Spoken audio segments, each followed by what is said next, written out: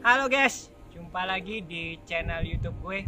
Kali ini kita akan membahas sesuatu yang masih menjadi masalah di Indonesia, yaitu penyakit demam berdarah.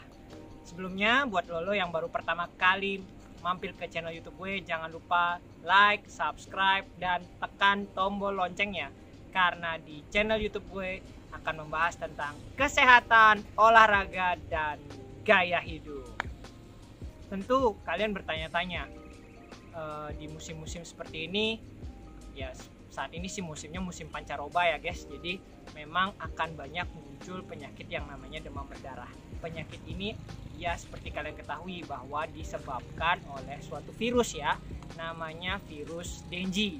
Cuman memang penyebarannya melalui vektor ya. Jadi ada vektor berupa nyamuk ya, yang seperti kalian ketahui nyamuk Aedes aegypti. Nyamuk Aedes aegypti ini sebagai vektor menyebarnya virus Dengue ini ya, sehingga kita perlu waspada terhadap vektor penyebaran virus ini. Nah, bagaimana gejalanya? Demam berdarah sendiri punya gejala, salah satu gejalanya sangat unik, yakni demam yang terjadi akut ya dalam waktu berarti 7 hari. Demam biasanya 7 hari dan bentuk demamnya adalah seperti pelana kuda. Jadi demam, kemudian ada fasenya, kemudian turun, dan kemudian naik lagi. Jadi ada seperti fase pelana kuda seperti ini. Jadi 2 kali demam dengan diselangi tanpa demam. Ada fase tanpa demam. Nah ini disebutnya ada fase-fasenya teman-teman. Jadi yang pertama adalah fase demam. Fase ini adalah fase di mana terjadinya demam pada demam berdarah ini bisa sampai dengan 38, 39, bahkan sampai dengan 40 derajat Celcius ya. Pada fase demam ini memang dilalui di awal biasanya, dan kemudian akan diikuti dengan fase kritis. Nah, di fase kritis ini biasanya justru terjadi penurunan demam. Nah, justru disinilah teman-teman harus hati-hati. Kenapa? Saat demam menurun pada fase kritis ini sebenarnya merupakan tanda bahwa akan ada hemokonsentrasi. Nah, apa itu hemokonsentrasi? Tentu teman-teman bertanya, itu adalah salah satu pengentalan darah lah istilahnya. Jadi darah kita mengental, kemudian trombosit kita clumping atau bergerombol seperti ini, sehingga kesannya menjalani turun, dan disinilah tubuh mengalami kekurangan cairan. Karena itu kalau kalian kena demam berdarah guys, pasti kalian akan disuruh minum oleh dokter-dokternya, karena memang seperti itulah. Jadi demam berdarah itu adalah hati-hati dengan kebutuhan cairan pada pasien-pasien demam berdarah. Dan fase ketiganya adalah fase resolusi, di mana fase penyembuhan. Pada fase ini biasanya muncul yang namanya convalescent rest. Ya paling sering biasanya mulai ada gatal, kemudian kemerahan pada kulit. Nah ini mulai muncul, ini disebut sebagai convalescent rest atau ruam mau sembuh, ruam kesembuhan ya, convalescent rest. Nah dari fase-fase itu tentu kita harus aware terhadap demam berdarah ini teman-teman. Nah apa saja yang harus kita perhatikan dalam fase-fase ini? Yang pertama adalah demam tadi. Kemudian gejala yang paling sering selanjutnya yang harus diperhatikan adalah nyeri kepala, nyeri di belakang mata, itu paling sering ya, nyeri-nyeri sendi, karena itu disebut sebagai breakbone fever biasanya demam berdarah ini. Kemudian yang paling kita waspadai adalah penurunan jumlah trombosit dan juga terjadinya hemokonsentrasi. Nah dari mana kita tahu? Tentu adalah pemeriksaan lab teman-teman.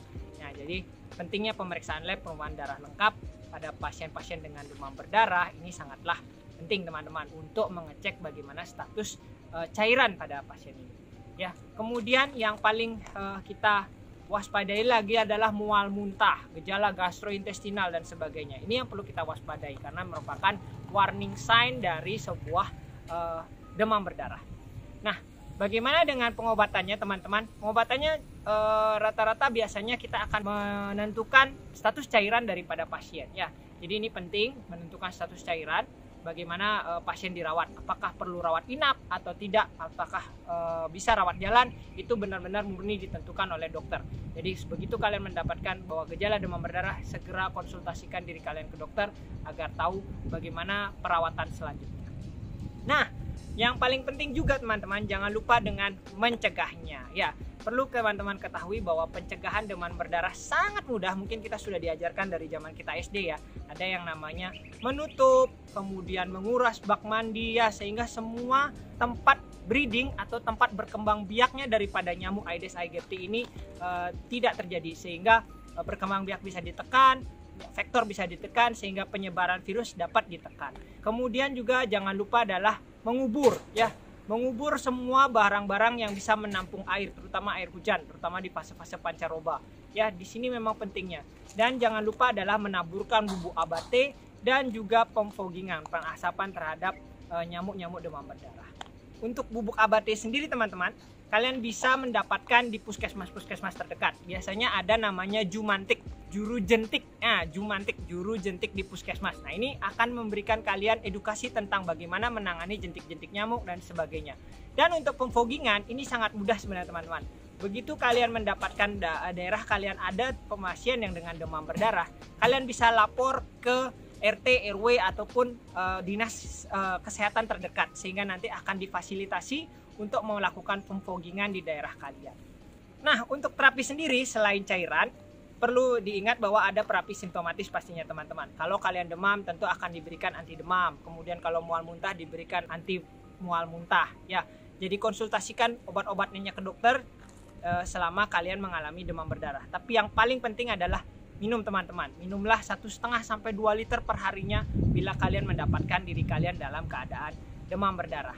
Bagaimana dengan demam berdarah di masa pandemi ini? Kebetulan video ini dibuat pada masa pandemi teman-teman. Jadi teman-teman harus berhati-hati. Kenapa?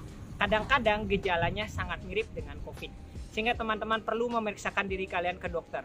Kalau ada gejala pernafasan diri kalian seperti batuk, nyeri tenggorokan ya, itu bisa menjadi salah satu tanda bahwa kalian terkena COVID-19. Sehingga perlu konsultasi ke dokter, perlu saran dari dokter kira-kira penyakit mana yang kalian akan kena.